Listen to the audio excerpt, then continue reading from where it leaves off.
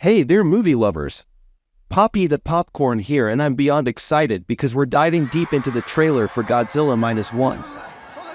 I mean, seriously, this trailer is a roller coaster of emotions and epicness.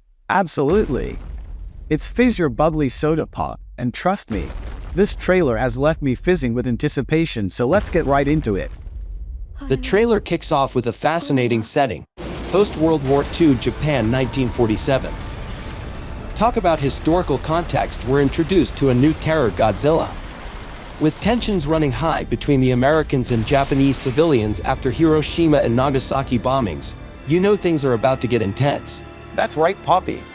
The production design is mind-blowing. It transports you back to 1940s Tokyo, and you can practically feel the atmosphere. Japanese civilians are in panic mode, running for their lives.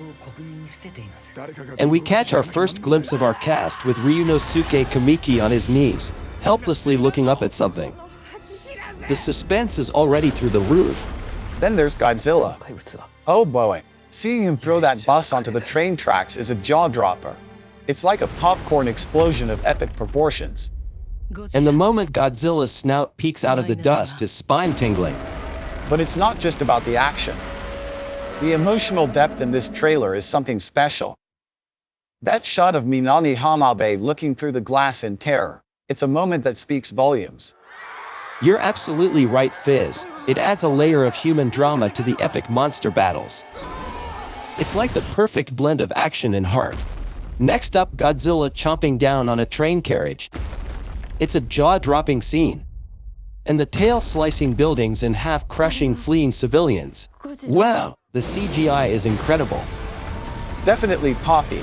Godzilla's size is just right, big enough to cause destruction but personal enough to feel the impact. We see people ragdolling and it's haunting.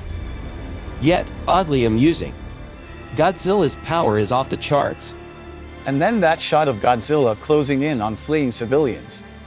He's relentless, and seems to enjoy tormenting them. A bright flash. An explosion reminiscent of an atomic bomb, and then the devastation unfolds. The destruction is surreal. And we're left wondering what caused it. Could it be Godzilla's atomic breath? Or did the Americans drop another nuclear bomb to try and stop him? The film isn't shying away from heavy subjects. A battleship cuts through the water, and underneath a glimpse of Godzilla swimming. This gives us vibes from 2014, and it's clear the filmmakers drew inspiration from the Monsterverse. More of the cast is shown by the ocean, probably witnessing naval warfare between Godzilla and the Americans. Bodies washed ashore, a steam engine in the middle of the ocean, the mystery deepens. What's going on here? And we get a peek at a United States government briefing about Godzilla. They might be considering conventional bombs to stop him. Another character reveals that the government is keeping secrets, likely about giant monsters. He says somebody's got to do it, which shows the Japanese will be taking matters into their own hands, despite American occupation. Two ships are about to collide, and we see our leads shouting. They're in the middle of something big. Next, we cut to this heartbreaking shot of our lead screaming in emotional pain. He may be the only survivor of this devastating explosion. And then there's another jaw-dropping moment when Godzilla grabs a battleship. We then cut to an extraordinary explosion with a blue shockwave. This isn't your ordinary boom. Could it be his atomic breath underwater? Kurenosuke Sasaki is horrified as he declares everyone's dead. This is grim. The aftermath of the destroyed ship with a massive hole, where the explosion made an impact. It's probably early in the film since another smaller ship is coming to investigate when no one knows what Godzilla is yet. So we're right in the thick of it, witnessing an intense argument between Sakura Ando and a Japanese soldier. It's raw emotion, folks. The soldier likely hid from the carnage to save himself, and Sakura doesn't hold back. She calls him a disgrace. Understandable, right? She's probably lost everyone she knows. And just look at the production design here. The charred wood, the piles of bricks, it's like an apocalyptic masterpiece. Now hold on to your popcorn, folks. Because here comes something extraordinary, a flying ship. Yes, you heard that right. Godzilla hurls a ship into the bay as he emerges from the ocean. It's like a scene from our wildest cinematic dreams. And there's our lead character, looking up at something. He says, "That monster, he will never forgive us." Goosebumps, anyone? It's fascinating how they're exploring themes of forgiveness in the midst of such chaos. And that tagline, "Survive and Fight," it's like a call to action for both the characters in the movie and us as viewers. We're in for a wild ride. Next, we see Godzilla rising from the ocean. The bay has already been destroyed. This might not be his first attack.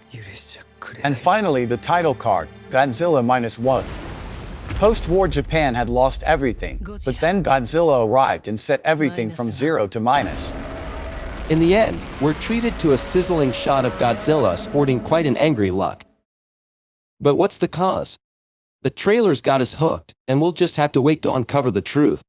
And to top it off, it's confirmed to be playing in IMAX and 4DX. This is a big event, folks. Totally poppy.